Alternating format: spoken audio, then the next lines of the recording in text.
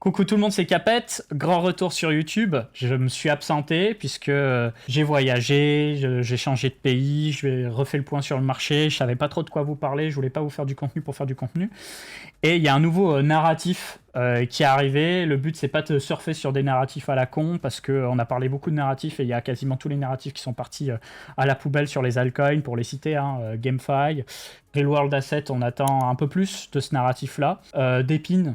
Et j'en passe. Là, aujourd'hui, le narratif, c'est la Club War. Donc, on me demande d'ailleurs dans le chat, est-ce que c'est le début du bear? Ça dépend pour qui, en fait. Et je pense que le narratif de la Club War, c'est un des narratifs les plus intéressants qu'on a eu depuis très longtemps parce qu'il colle parfaitement à notre marché. C'est-à-dire que, contrairement à de l'IA ou des trucs comme ça, on sait que la DeFi, ça marche. Et quand on parle de club, en fait, club, c'est pour dire qu'on a un carnet d'ordre centralisé quelque part sur un exchange décentralisé, par exemple. Donc, le principe d'avoir un carnet d'ordre, c'est de proposer une expérience assez semblable de ce qu'on a sur une bourse centralisée, en sachant que les bourses centralisées ont un avantage, c'est qu'elles sont en place depuis beaucoup plus longtemps, avec des protocoles en place, eux aussi, qui permettent une latence beaucoup plus basse que tout ce qu'on peut trouver on-chain, mais ça avance bien on-chain, et Hyperliquid, en fait, s'est imposé rapidement, parce qu'ils ont réduit d'un vrai ordre de grandeur la latence par rapport à ce qui se faisait avant, par exemple sur DYDX. T'inquiète pas, Antaris, tu n'arrives pas en retard, c'est le début. Donc c'est parfait. Et puis n'hésitez pas à me dire si vous m'écoutez sur YouTube, est-ce que vous serez là pour des streams en pleine semaine? Parce que c'est vrai qu'en pleine semaine, en pleine après-midi plutôt, j'ai plus d'énergie que le soir, puisque je suis en décalage horaire vu que je vis à l'étranger et que vous faire des lives tard le soir, souvent, si j'ai pris des notes toute la journée, je suis complètement KO le soir, j'ai pas l'énergie, donc c'est pas le but. Donc commençons. La Club War, c'est quoi? La Club War, en fait, ça va être ce nouveau narratif où les gens ont compris Hyperliquid, la proposition de valeur, et vont essayer de s'adapter pour proposer une expérience semblable, voire meilleure à Hyperliquid, du point de vue utilisateur. Je vais faire totalement abstraction dans ce stream de la partie tokenomics, qui est évidente, avec un airdrop extrêmement réussi, une répartition des tokens qui sont très beaux sur Hyperliquid. Ça va être absolument impossible, voire presque impossible pour les autres acteurs de s'aligner, mais du coup ça va motiver tout le monde à devoir s'aligner, et peut-être pas seulement sur la partie DeFi, peut-être sur d'autres types de projets. Donc en fait, ce qu'il y a de particulièrement intéressant avec Hyperliquid, c'est que déjà, bon, pour le moment, il rend riche tout le monde, jusqu'à preuve du contraire, mais aussi accessoirement, il a permis de pointer du doigt énormément de problèmes sur ce marché, et le marché va être dans l'obligation de se corriger. J'ai vu énormément de choses très intéressantes du côté de Solana. Qu'on se le dise, voilà, je vous spoil un petit peu pour la suite de cette émission. Hyperliquid est intouchable pendant un paquet de mois pour la simple et bonne raison que les autres promettent de délivrer. Mais le temps que ce soit délivré, Hyperliquid va continuer de prendre des parts de marché parce que Hyperliquid, c'est là et ça fonctionne en fait. Quand tu vas sur le site d'Hyperliquid, page d'accueil déjà, il nous annonce un temps de bloc de 70 millisecondes. Donc déjà, c'est un block time qui est extrêmement bas. Tu descends, voilà, block time, 70 millisecondes. Pour rappel, Solana, c'est 400 millisecondes. Certains layer 2, on peut avoir 250 millisecondes. Aptos, je crois que c'est 120 millisecondes. Bref, tout ça pour dire que Hyperliquid est arrivé avec un block time extrêmement bas. Et en plus de ça, avec une finalité en un bloc, c'est-à-dire que tu envoies ta transaction, elle est ajoutée au bloc fin. Tu n'as pas plusieurs blocs de latence. Plus une autre fonctionnalité, ils ont fait un choix stratégique, c'est que tu as ce qu'on appelle la cancel priorisation. C'est-à-dire que si un trader, quel qu'il soit, retail, market maker, trader haute fréquence, etc., place un ordre et veut ensuite l'annuler, les ordres d'annulation auront toujours une priorité sur les autres ordres. Donc du coup, tu n'as pas cette problématique qu'on a sur d'autres plateformes où, à cause de la latence, et parce qu'il n'y a pas forcément de priorité, tu peux pas t'amuser à placer des ordres, les retirer, placer des ordres, les retirer, si tu veux faire du market making par exemple, qui fait que c'est beaucoup plus adapté. Alors il y a certains DEX qui commencent à intégrer la cancel priorisation, d'autres qui ne veulent pas le faire, c'est un choix stratégique, mais en tout cas, pour le cas d'Hyperliquid, ça permet à certains market makers de pouvoir s'essayer à Hyperliquid, mais vous allez voir qu'Hyperliquid a des petites lacunes par rapport au sexe. Je dis pas ça pour descendre Hyperliquid, c'est juste que pour le moment, tu vois, on a encore quand même beaucoup plus de latence que ce qu'on peut trouver sur une plateforme centralisée, et ça faut pas l'oublier. Donc du coup, pour les clients institutionnels, c'est très compliqué d'aller envoyer des grosses billes pour faire du market making sur Hyperliquid quand tu as des offres sur Bybit, OKEx ou Binance. Mais d'un autre côté, pour ce qui est Binance, OKEx, etc., très souvent, si t'es pas un très gros market maker, c'est compliqué de te faire une place. Donc potentiellement, les market makers vont pouvoir aller sur Hyperliquid et les concurrents parce qu'ils auront plus de chances. Voilà, si c'est des petits et moyens market makers, ils auront plus de chances de pouvoir travailler, tout simplement. Allez, commençons. Donc, je vais parler à voix haute, je vais relire un petit peu le texte, pas pour faire un cours magistral, mais j'aime bien ce que j'ai écrit. Donc, Hyperliquid est au centre des discussions depuis son airdrop du 29 novembre. Ils ont distribué 31% de l'offre. Plus gros airdrop de l'histoire, il y a plein de gens qui se sont gavés. Et les traders cherchent des alternatives aux plateformes centralisées parce que justement, il n'y a pas de KYC obligatoire. Et ça, déjà, c'est un très très grand point. En plus de ça, les frais, que ce soit en spot et sur les dérivés, sont extrêmement compétitifs sur Hyperliquid, avec en plus la possibilité d'avoir des fees dégressifs si jamais vous stakez du hype. Et vous voyez, sur la partie perp, attendez, j'ouvre ça, pas d'appli iOS, c'est vrai, pas d'appli iOS pour le moment, c'est vrai. Du coup, vous voyez, au niveau des frais, c'est extrêmement bas. Et en plus de ça, si tu commences à staker, tu peux vraiment faire chuter drastiquement les frais. Et même les frais en spot sont bas, hein, en réalité. Ils sont beaucoup plus bas que ce qu'on peut trouver sur la majeure partie des exchanges. Donc certains exchanges vont probablement s'aligner, mais pas tous.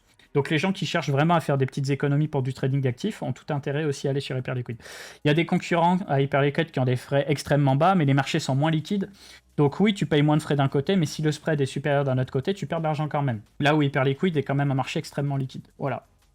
Du coup, bon, vous le savez, on a eu le début de la DeFi sérieuse, on va dire, avec Uniswap sur Ethereum, PancakeSwap sur la BNB Chain et Raydium sur Solana. On s'est rendu compte que le problème, d'ailleurs, petite faute ici, le problème de ces échangeurs, c'est qu'ils n'ont pas de carnet d'ordre et qu'en plus de ça, souvent, quand il y a de la volatilité, c'est un peu le bordel, quoi, qu'on se le dise. Donc du coup, DYDX est arrivé avec les produits dérivés et un carnet d'ordre. Pareil, là, faudrait que je corrige ça. Bon, c'est pas grave. L'article n'est pas terminé. Et d'autres exchanges arrivent aussi avec des carnets d'ordre ou non. On voit par exemple Jupiter qui a annoncé qu'ils vont peut-être se mettre à avoir un carnet d'ordre aussi. Alors ensuite, pour ce qui est du carnet d'ordre, vous allez voir qu'il y a plusieurs façons de fonctionner. Il y a ceux qui choisissent d'avoir un carnet d'ordre totalement on-chain, c'est le cas d'Hyperliquid, et ceux qui choisissent d'avoir un carnet d'ordre qui est géré off-chain par les validateurs avec une validation on-chain. Le truc, c'est que quand ça se passe off-chain, c'est pas transparent pour tout le monde au même moment. Donc du coup, ça peut donner des avantages à certains par rapport à d'autres. Par exemple, les market makers ou les traders haute fréquence qui ont des nœuds sur le réseau auront très probablement les informations avant les simples retail qui vont regarder les prix en regardant les carnets d'ordre sur une interface.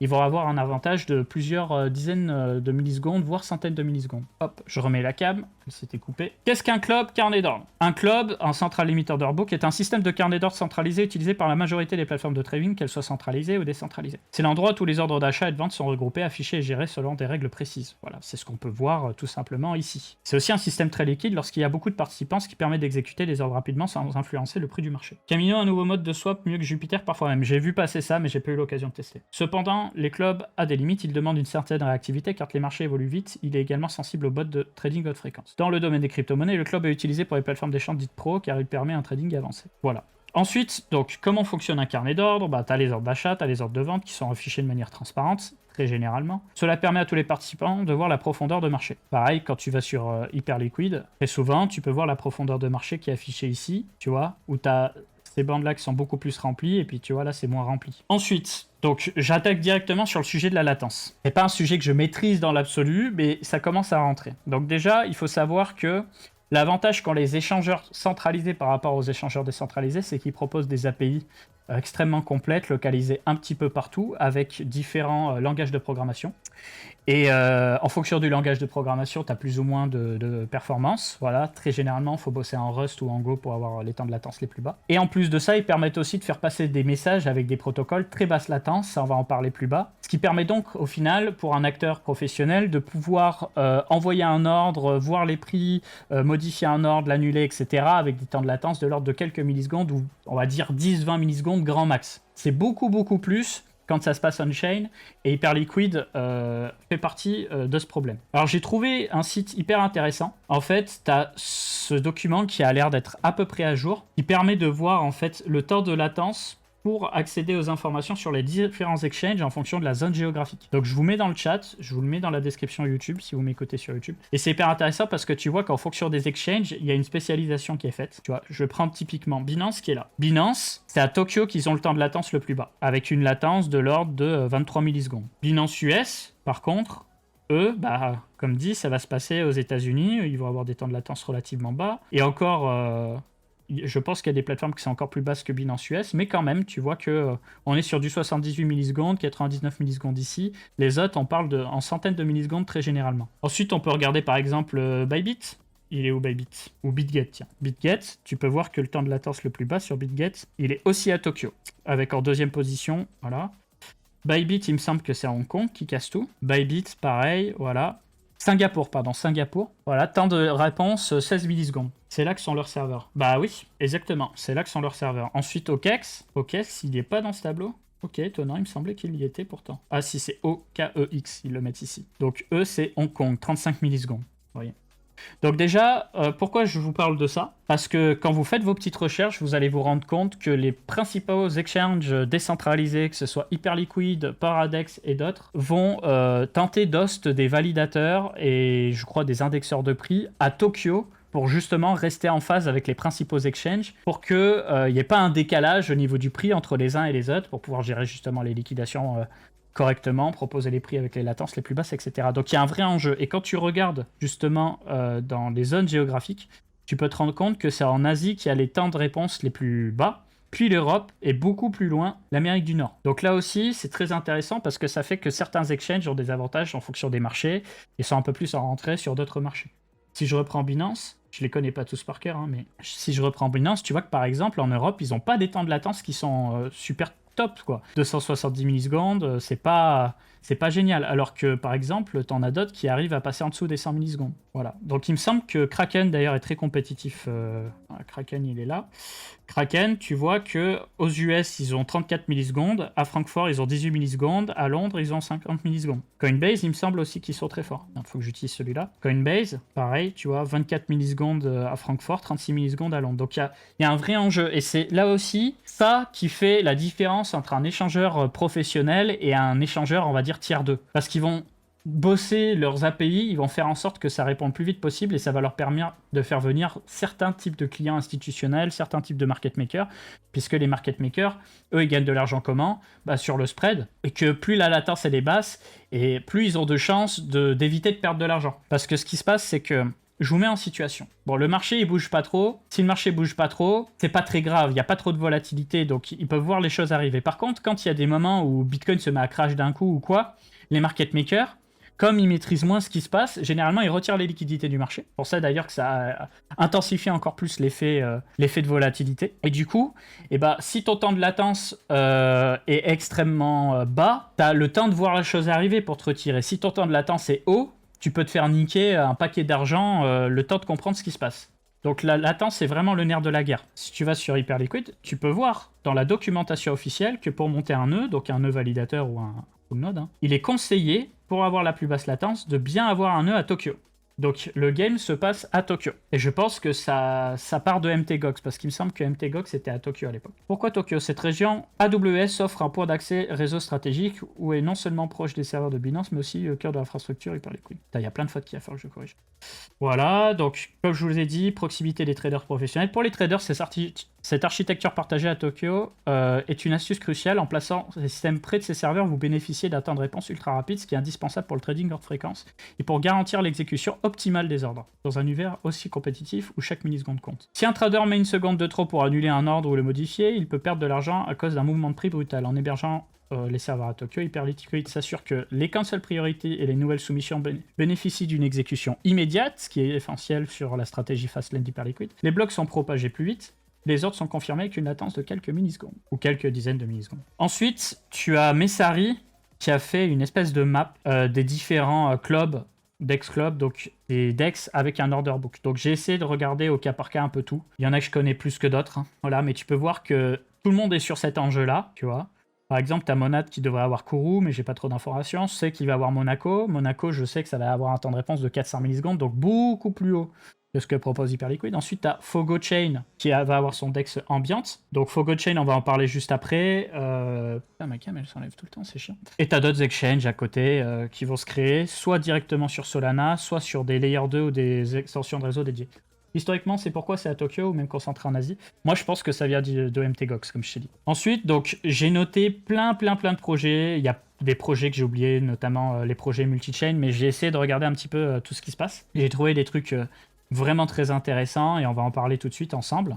Voilà. Donc quand l'article sera disponible, je vous laisserai regarder tout ça en détail. Alors déjà, tu as Mixbit qui a sorti un comparatif récent. Alors c'est très technique. Je ne l'ai pas lu de fond en comble parce que c'est tellement technique que ça m'a perdu sur une partie de l'article. Il parle des effets delta, des grecs, des trucs comme ça. Franchement, j'ai rien compris. Moi, je vais rester concentré sur ce que je comprends le mieux, c'est-à-dire ce tableau. Donc ce tableau, je l'ai mis directement sur l'article de Coin Academy. Alors, il n'y a pas tous les projets, mais il y a une bonne partie des projets. Et c'est hyper intéressant, parce que déjà, tu peux voir où est-ce que c'est basé. Starknet, ou Solana, ou alors sur l'OpiStack. D'ailleurs, Derive, j'ai pas du tout regardé de quoi il s'agissait. Ou sur Arbitrum, ou sur leur propre blockchain, ou sur un ZK Rollup spécifique. Bref. Ensuite, toujours dans cet article, tu peux voir si c'est du full on-chain ou pas. Par exemple, tu peux voir qu'Hyperliquid, c'est totalement on-chain. Et il me semble que Lighter aussi. Le reste, c'est pas on-chain. Donc ça a ses avantages et ça a ses inconvénients. L'avantage du full on-chain, c'est que tout le monde a l'information en même temps. Il n'y a pas des gens qui sont avantagés par rapport à d'autres parce que justement, ils sont branchés au plus proche de l'information. Parce que là, tout le monde a accès à l'information plus ou moins au même moment. L'inconvénient, c'est que par contre, comme tout le monde a accès à l'information, ceux qui savent mieux puiser sur l'information peuvent s'en servir pour niquer d'autres personnes, tu vois, comme les bots de trading. Donc en fait, il n'y a pas de meilleure solution. Et Hyperliquid a fait un choix, ça aurait pu se passer différemment. Très souvent, c'est quand même off-chain pour le carnet d'ordre et on-chain pour le settlement parce que c'est beaucoup plus rapide, tout simplement parce que si tu te bases sur une tech comme Starknet ou Solana ou l'OpiStack ou Arbitrum et que tu fais du full on-chain, t'es limité par la capacité de ta chaîne. Comme je vous ai dit, Solana, t'as 400 millisecondes de temps de bloc actuellement. Arbitrum, il me semble, c'est 250 millisecondes. L'OpiStack, ça doit être beaucoup plus. Mais je pense que tu peux la baisser, mais c'est beaucoup plus qu'on se le dise. Sur Starknet, c'est pareil, c'est hyper lent. Donc en fait, l'idée d'avoir un carnet d'ordre off-chain, c'est que tu n'es pas limité par la latence de la blockchain, puisque justement le carnet d'ordre, il est géré soit par le séquenceur, soit par un truc spécifique au carnet d'ordre, soit par des validateurs. Et ensuite, il y a un point rapide sur la latence potentielle. Donc latence à prendre avec de grosses pincettes. En sachant que, encore une fois, c'est des choix stratégiques, c'est une sorte d'arbitrage au niveau des choix. Par exemple, Paradex, tu vois, 200 millisecondes au niveau du séquenceur, mais c'est un séquenceur centralisé. Donc c'est encore plus centralisé qu'Hyperliquid. Bullet, pareil, c'est un séquenceur centralisé. C'est une extension de Solana. Backpack, c'est centralisé aussi. Alors eux, je crois pas que ce soit un séquenceur. Ils appellent ça une private mini chain. J'ai pas regardé en détail encore de quoi il s'agissait, mais bon, je pense que c'est un petit peu pareil qu'un rollup. En fait, Backpack, c'est pas du tout décentralisé et je pense que ça n'a même pas vocation à le devenir, mais ça vient quand même être un peu dans l'esprit Web3. Derive, si c'est sur l'OpiStack, pareil, séquenceur centralisé, bref. Au final, c'est marrant, tu vois, mais tu te rends compte que dans ce tableau-là, le plus décentralisé, c'est Hyperliquid. Même si ça reste quand même principalement des validateurs de la fondation et quelques validateurs partenaires de la fondation, ça reste quand même plus décentralisé parce que ça tombe pas sur un seul séquenceur. Le problème d'un seul séquenceur, c'est que s'il tombe en panne, si t'as pas un séquenceur de backup derrière, en fait le système il fonctionne plus du tout. Donc ça peut être très vite la catastrophe. Donc c'est pour ça qu'on va avoir des séquenceurs décentralisés qui vont arriver dans le futur. Pour le moment, ce qu'il faut en retenir, c'est qu'Hyperliquid a les temps de réponse les plus bas de manière à peu près décentralisée et avec un carnet d'ordre totalement on-chain.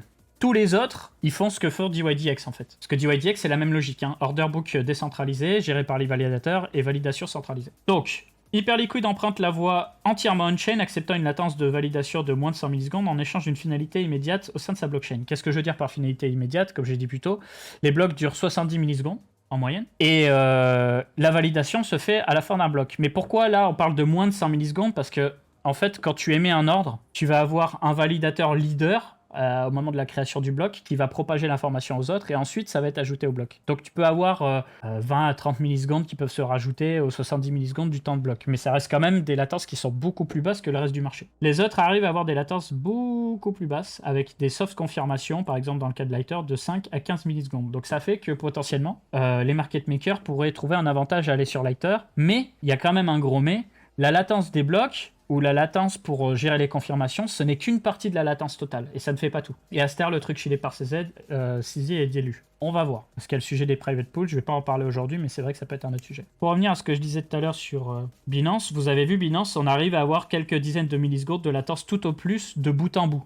Parce que tu n'as pas de latence de propagation des blocs entre les différents validateurs, tu n'as pas la latence de la création du bloc et une latence supplémentaire pour récupérer les informations auprès d'une API liée à la blockchain. Et donc on va parler de la latence justement pour les API liées à la blockchain. Et ça c'est un autre sujet que je commence à maîtriser progressivement. Voilà, donc là j'ai fait un point sur les avantages Hyperliquid, je l'ai dit plus tôt, mais Hyperliquid du coup a mis en priorité on-chain les ordres d'annulation et les ordres qu'ils appellent post-only, ce qui fait que si tu places ce type d'ordre, il sera toujours en priorité dans un bloc par rapport à d'autres types d'ordres. Voilà, ensuite j'avais posé une question à mon ami ChatGPT, c'est pourquoi on nous dit que Hyperliquid a un block time de 70 millisecondes avec une finalité d'un seul bloc, mais que d'un autre côté, la latence perçue elle est plutôt de l'ordre de 200 millisecondes, parce que justement, il faut décomposer la latence comme suit, en plusieurs étapes. Donc, toi, quand tu émets une transaction, elle va passer au niveau des différents validateurs de blocs, et c'est un validateur de bloc leader qui va créer le bloc. C'est la même chose sur Solana. C'est pas, en gros, au moment de la création du bloc, il y a un leader qui est défini. Voilà. C'est pas tous les validateurs qui créent des blocs, etc. Non, tu as un leader qui est défini. Et ensuite, l'information, elle est propagée. Ensuite, il inclut dans le bloc. Donc le bloc qui est créé en moyenne toutes les 70 millisecondes. Donc du coup, des fois, tu vois, tu as cette fameuse latence de 10 à 30 millisecondes, auxquelles viennent s'ajouter jusqu'à 70 millisecondes. Des fois, c'est beaucoup moins. Des fois, ça va jusqu'à 70 millisecondes. C'est pour ça que c'est pas une latence que tu peux dire de manière déterministe, c'est toujours 50 millisecondes, parce qu'il y a plein de trucs qui rentrent en compte. Ensuite, tu as la propagation. Et tu as la confirmation côté client. Et du coup, ça fait que quand tu fais l'addition de toutes ces informations, tu as une latence perçue de l'ordre de 200 millisecondes. Donc c'est quand même nettement au-dessus que ce que tu as sur les exchanges. Mais ça reste quand même très correct. Ensuite, je me suis renseigné sur les différentes API, c'est-à-dire les différents protocoles qui permettent de communiquer soit avec un exchange, soit avec une blockchain. Donc tu as les API REST, tu as les API WebSocket, tu as des API beaucoup plus rapides dont on va parler juste après. Mais ce qu'il faut savoir, c'est que très généralement, les DEX, comme Hyperliquid, ne proposent que 2 API, qui sont REST et WebSocket. Et ces API-là, elles peuvent mettre des dizaines, voire des centaines de millisecondes à elles seules. Ce qui fait que même si la blockchain en tant que telle, elle produit des blocs très rapidement, tu as un autre petit niveau de latence qui se fait au niveau de l'API REST. Et c'est ça qui fait que, dans la finalité, la latence est quand même nettement supérieure à ce que tu peux trouver sur un exchange centralisé type Binance, OKX, etc. Donc ensuite, petit tableau des API. Donc, vous voyez, on a les API REST, WebSocket, mais tu as d'autres types d'API, comme le fixe, gRPC ou UDP, en fonction des exchanges. Par exemple, vous voyez que Coinbase, ils ont une API fixe qui permet d'avoir une latence proche de 0. Tu vois, entre 1 et 10 millisecondes. Pareil pour Deribit, ils ont carrément un truc qui s'appelle l'UDP Multicast, où tu peux avoir une latence de 1 milliseconde. Donc tu es vraiment au cœur de l'information. Et du coup, ça fait que Coinbase déjà va racheter Deribit, et que Coinbase a un avantage en tant qu'échangeur centralisé. Et s'ils arrivent à créer un petit équivalent sur leur roll-up base, endgame pour eux. Et je pense qu'ils vont le faire à terme. Parce que maintenant qu'il y a cette histoire de club war, on va voir des clubs qui vont arriver sur Base. Pour le moment, ils n'ont aucun buzz, mais ça pourrait changer. J'en ai identifié un qui s'appelle BZX, il n'y a pas de volume dessus. Mais tu vois que les gens se sont réveillés. Hein. Les gens se sont bien réveillés. On est passé de tout le monde s'en branle à hop, gigapump. Il y a le chat par-dessus. J'enlève. Hop, gigapump, grosse correction, pump again. Et là, on va chercher un nouveau prix pour ça parce que les gens se disent, ok, tout le monde va essayer de créer des concurrents d'Hyperliquid. Quel va être l'Hyperliquid de Base Rollup? Quel va être l'Hyperliquid de Solana? Quel va être l'Hyperliquid, le nouveau Hyperliquid? Vous connaissez comment ça se passe sur ce marché en général. Hein. Et vous inquiétez pas, je suis là. C'est la cam qui fait que se couper. Tout à l'heure, Warda, tu m'as posé une question qui était, il y a quand même un consensus entre validateurs.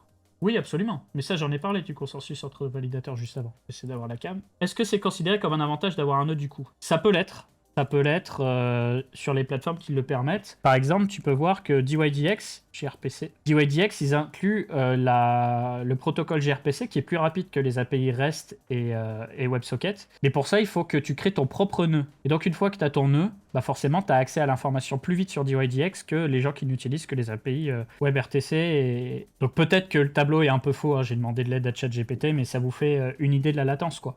Quand tu regardes Hyperliquid, voici la latence estimée. Quand tu regardes Coinbase, voici la latence max. Deribit, voici la latence max. Merci beaucoup, Wanda. Vous avez lu le L2 de Solana, ils ont récupéré 50 millions. Alors, je ne sais pas lequel, mais il y en a plusieurs des L2 de Solana et on va en parler justement.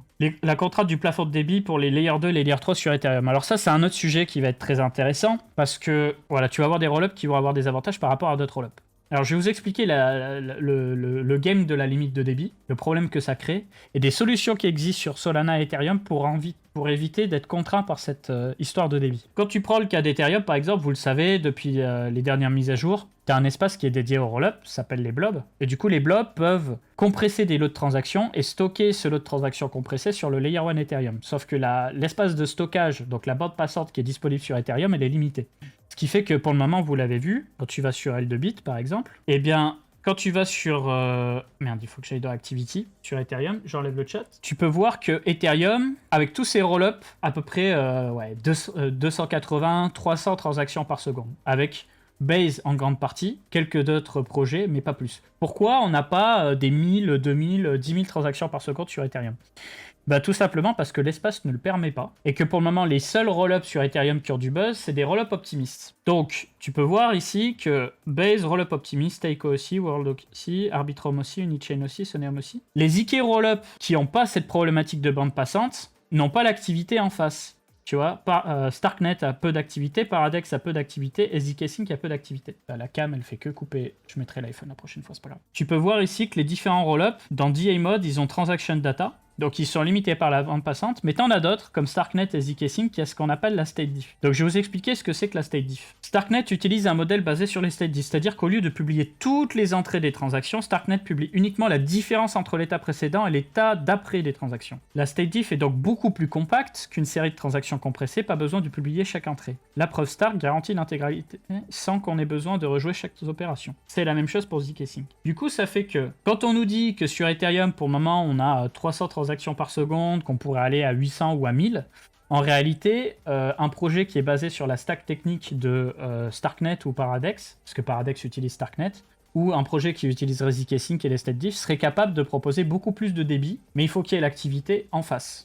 Voilà. Solana, c'est la même chose. Tu vois, Solana, si tu as des espèces d'extensions de réseau qui viennent se mettre en surcouche de Solana, bah, potentiellement, ces extensions de réseau seraient limitées par la bande passante proposée par Solana. Donc, pour ça que les gens qui bossent sur Solana, les validateurs Solana, etc., ils préfèrent limite déjà qu'il n'y ait pas d'extension de réseau. Mais ils vont quand même essayer d'améliorer l'espace disponible pour ces roll-ups. Donc, on le sait, d'ici fin 2025 sur Ethereum, l'espace va augmenter. Donc, au lieu d'avoir 300 transactions par seconde, on devrait en avoir un bon millier normalement. Et pour ce qui est de Solana, je m'attends à ce que dans les prochaines semaines, déjà cet espace y double, et d'ici un an, qui quintuple, voire qui se multiplie par 10, parce que tout est fait pour aller dans ce sens. Ensuite, séquenceur distribué et disponibilité des données partagées. Donc il y a un autre game, vous le savez, il y a plein de projets qui arrivent, qui nous annoncent des 100 000 transactions par seconde, 5 millisecondes de temps de latence, etc.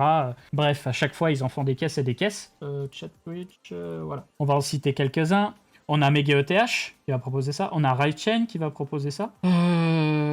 C'est à peu près tout. Hein. Du côté d'Ethereum, il y en a d'autres, mais c'est un peu moins sérieux. Le problème, c'est que ces projets, ça reste des optimistic roll-up. Donc, ce qu'ils vont faire, c'est que je pense qu'ils vont poster une partie des données sur Ethereum, mais surtout, la majeure partie de ces données va être stockée sur EigenDA ou sur Celestia. Donc, ce qui pourrait se passer, et j'y mets une grande réserve, parce que vous savez que sur ce marché, tout est toujours très très très lent, et qu'en attendant, avec la lenteur, les prix baissent, c'est que si MegaETH sort et que RiseChain sort, eh bien, potentiellement, on commence à voir un engouement sur l'activité qui se passerait sur Celestia ou sur EigenDA, et peut-être que ça ferait pumper Celestia ou EigenDA. Le truc, c'est que en attendant que tous ces produits sortent, que ce soit sur Solana ou Ethereum ou sur d'autres, Hyperliquid a le champ libre en fait. C'est ça la finalité, c'est que au-delà du fait qu'Hyperliquid a fait un bet d'airdrop, qu'ils ont une tokenomique de fou, qu'ils rachètent leur token à pleine patate, en fait ils ont aucune concurrence qui est live qui arrive à obtenir des temps de latence aussi bas qu'eux. Donc pour les projets que je surveille, que je trouve particulièrement intéressants, il y en a plein à citer, mais je vais vous parler de ceux qui m'ont particulièrement touché aujourd'hui. D'abord, on a Bulk Trade. Alors question pour le chat, qui connaît Bulk Trade? Qui en a entendu parler? Qui connaît Bulk Trade? Je vous laisse me répondre. Connais pas. Donc un petit peu d'alpha les potes, ça me fait plaisir. Ça c'est frais. On voit des DEX qui se construisent sur Solana, on voit des extensions de Solana, où on se dit peut-être que les extensions elles vont avoir leur propre token avec leur propre système de gaz, donc en fait ça va pas profiter à l'écosystème Solana. Donc Solana et la fondation Solana n'empêchent pas ces gens de travailler, mais ils vont pas les pousser. Ce qu'ils veulent Solana, c'est qu'il n'y ait pas de transaction, qu'il n'y ait pas de fragmentation de liquidité et que les intérêts économiques soient alignés avec le Layer 1 Solana. Donc, c'est ce que devrait proposer Bulk Trade. Donc, je mets une... comment dire ? Je parle au conditionnel, on est en marché crypto. Vous savez que j'aime beaucoup Solana et j'ai tendance à vachement trust Solana. Donc l'idée de Bulk Trade, c'est quoi? Ils ont fait un premier article pour en parler rapidement. L'idée, c'est un peu comme des extensions de Solana, d'avoir un client qui s'appellerait Bulk Client, Bulk Tile, Bulk Vault, peu importe. Un client qui serait hébergé sur les validateurs de Solana. C'est-à-dire qu'un validateur qui s'occupe déjà du consensus de Solana hébergerait un logiciel supplémentaire Bulk Trade. Et ce logiciel permettrait d'outrepasser la latence inhérente de Solana. Parce que comme je vous ai dit plus tôt, Solana a un temps de bloc de 400 millisecondes. À terme, ce temps de bloc devrait baisser à 200 millisecondes, voire moins. C'est des optimisations qui vont arriver au fur et à mesure avec la mise à jour Alpenglow, les clients Agave, etc. Même si avec Alpenglow, on arrive à descendre à 100 ou 200 millisecondes de temps de bloc sur Solana, ce sera quand même toujours beaucoup plus lent que des systèmes centralisés ou hyper liquides. Donc là, en fait, l'idée de Bulk Trade, c'est d'outrepasser le temps de bloc de Solana en proposant un système parallèle qui vient se resynchroniser ensuite avec Solana. Philosophie de conception. Performance 5 à 20 millisecondes sans latence filaire. La même latence, quelle que soit l'activité sur le réseau, qui est 5000 transactions par seconde ou 500 000. Les actifs des utilisateurs ne doivent jamais être transférés à partir de Solana. Donc on ne fait pas, par exemple, de déposer de Solana à un layer 2 de Solana. Non, ça doit rester sur Solana. Le DEX ne devrait pas compter sur les temps de bloc de Solana. Donc, comme je vous l'ai dit, on outrepasse cette histoire de 400 millisecondes. Il doit maintenir la décentralisation à tout prix. Donc en fait, ça va être un petit peu la même logique que les natifs rollups sur Ethereum. Il doit être aligné économiquement avec le Layer 1 Solana. Donc ce qu'ils vont faire, c'est qu'ils vont créer un protocole qui s'appellerait BulkTile, qui est un carnet d'ordre qui vit à l'intérieur du client Jito Solana. Okay, puisqu'aujourd'hui, une bonne partie des validateurs sur Solana utilisent Jito pour pouvoir faire de la MEV. Et donc l'idée, c'est qu'en parallèle de ce qu'il y a déjà, ils intègrent ce nouveau logiciel. Ensuite, utiliser un port dédié pour les ordres entrants et les transmet à d'autres clients de Bulk Solana à l'aide d'un port turbine spécial. Donc là, c'est pareil. Tout à l'heure, je vous parlais de protocoles de communication, UDP, WebSocket, gRPC, REST, etc. Là, ce sera en quelque sorte un protocole de communication dédié. Donc, en résumé, ça donnerait quoi? Les Solana Beach Validators. Les validateurs Solana continueraient de valider Solana. Ils intégreraient ce nouveau client. S'ils intègrent ce nouveau client, bah potentiellement, ils peuvent gagner un petit peu plus d'argent parce qu'ils gagneraient de l'argent sur la validation des blocs, ils gagneraient de l'argent sur la MEV via Jito, et gagneraient de l'argent sur ce nouveau réseau à part, on va dire, qui serait dédié au carnet d'ordre on-chain. Et donc, grâce à tout ça, on aurait des ordres qui seraient propagés toutes les 25 millisecondes. Donc, ce serait plus bas que Hyperliquid, puisque Hyperliquid, on est quand même limité par les temps de bloc de l'ordre de 70 millisecondes. Et ensuite, tu aurais un espèce de cycle où toutes les 150 millisecondes, on fait le point sur tous les ordres qui ont été envoyés. Voilà. Et on les transmet ensuite dans les blocs de Solana. Donc ça nous permettrait d'avoir une latence ultra basse sur Solana, tout en évitant de rogner sur la décentralisation de Solana. Et si jamais un validateur essaie de niquer le système, toute tentative d'altération serait instantanément détectée et rejetée. Un peu comme Roll, je connais pas Roll. Je pense qu'ils vont mettre du temps avant que ça arrive. J'ai identifié à GitHub, ils ont même pas encore sorti de site, donc il faut pas être pressé. Mais ça permettrait à Solana de rester dans sa logique de décentralisation maximale, avec des performances bien supérieures à ce qu'on pourrait trouver sur Hyperliquid sur le papier. Bien sûr, Hyperliquid a d'autres avantages que la latence. Et puis peut-être qu'Hyperliquid pourrait intégrer un système similaire. Qui sait? Je m'attends à ce qu'Hyperliquid ne se laisse pas bouffer par la concurrence. Mais en tout cas, Solana a bien compris et va essayer de se rattraper. Ensuite, je vais vous parler de Fogochain. Alors Fogochain, au début, ça me parlait pas trop, mais avec la logique, en fait, tout fait sens. Maintenant, on verra s'il y a l'activité en face, hein, bien sûr. Donc Fogochain, c'est quoi? Est-ce que des gens ici connaissent Fogochain déjà dans le chat? Est-ce que ça vous parle, Fogo? Toujours pas? Ok, marrant. Je pensais que c'était un petit peu plus connu. Alors, Fogochain, c'est simple. Si on reprend Hyperliquid, qu'est-ce que je vous ai dit sur Hyperliquid? T'as 16 validateurs qui sont principalement localisés à Tokyo. Donc, ils sont colocalisés, ce qui fait que ça permet de limiter la latence un maximum, mais t'as pas la décentralisation max, quoi. Fogochain, c'est pareil. L'idée, ce serait d'avoir des validateurs colocalisés dans des zones géographiques un petit peu partout. Donc l'idée, c'est pas de tout localiser à Tokyo, hein, c'est d'en avoir peut-être à Londres, à Francfort, à Tokyo, à San Francisco, à New York, que sais-je, j'ai pas la liste. Ce seraient des data centers. Ils auraient dans un premier temps 21 validateurs, je sais pas s'ils augmenteraient le nombre de validateurs. Et en faisant ça, l'information se propagerait beaucoup plus rapidement. Du coup, il faut une promesse d'un block time de 20 à 40 millisecondes, donc c'est un petit peu plus bas que ce que propose Hyperliquid, et ça tourne sur la machine virtuelle de Solana. Donc en fait, ils prennent le client d'exécution FireDancer de Solana, ils l'adaptent pour du trading haute fréquence, pour avoir des temps de latence beaucoup plus bas. Et ensuite, ils adaptent le consensus dans ce sens. Donc c'est ça qui est particulier, c'est qu'en gros, ils auraient un consensus qui essaie de faire de la colocation. En gros, de ce que je comprends, l'idée ce serait que si tu as une application comme un échangeur décentralisé, elle va essayer de géolocaliser l'ordre. Par exemple, si tu es à Londres, elle va essayer d'envoyer l'information à un leader à Londres, ok? Si tu es à Tokyo, elle va envoyer une information à un leader à Tokyo. Et en faisant ça, on n'est plus contraint par la vitesse de la lumière. On essaie d'outrepasser un peu les limites de la vitesse de la lumière. Et donc ensuite, les applications qui se construisent par-dessus. Donc tu as Valiant Trade qui vient de sortir, qui vient d'être annoncé, qui va se construire par-dessus, et bah peuvent proposer une expérience de trading avec des blocs de 40 millisecondes. Donc ça permet de gratter un petit peu par rapport à Hyperliquid. Et en plus de ça, ça permet aussi aux développeurs de Solana de venir sur la Fogo Chain parce que c'est la même stack technique que Solana. Par contre, Fogo Chain, faut le dire, c'est un concurrent direct de Solana. Donc Solana va pas se laisser faire. Et j'en ai terminé pour ce premier épisode sur la latence. On va juste se faire peut-être une petite précision parce qu'il me semble que je suis passé au travers tout à l'heure. Non, en fait, c'est bon. J'avais fait le point. Backpack et boulettes qui sont un peu plus centralisées. Voilà. Tu gagnes des millisecondes en faisant ça parce que le temps d'information arrivé compte. Bah, c'est l'idée. C'est l'idée. Après, le block time, c'est une chose. Il faut que tu aies les API pour communiquer avec la blockchain qui suivent. Et eux, ils veulent clairement faire une blockchain qui s'adresse principalement aux institutionnels. Institutional Grade Finance, SVM Layer 1, Pure Fire Dancer Client. Donc voilà pour le sujet de la latence. Pour ceux qui m'écoutent sur YouTube, je pense que pour cette première vidéo, on va s'arrêter là. Et si ça vous a plu, bah, n'hésitez pas à me le dire. N'hésitez pas à vous abonner à ma chaîne Capet Crypto parce que ça fait un moment que j'ai pas lancé de nouveaux contenus. En réalité, j'avais sorti un contenu sur DYDX très complet et je m'étais absenté pendant un long moment. Et bah là, c'est le grand retour pour parler des fondamentaux où je vais vous parler beaucoup d'exchanges centralisés et décentralisés dans un premier temps. Pourquoi? Parce que tout simplement, en cherchant à réduire la latence pour du trading haute fréquence, on cherche aussi à réduire la latence pour d'autres types d'applications, pour des applications en temps réel, comme du gaming, comme du streaming peut-être, comme des VPN, etc.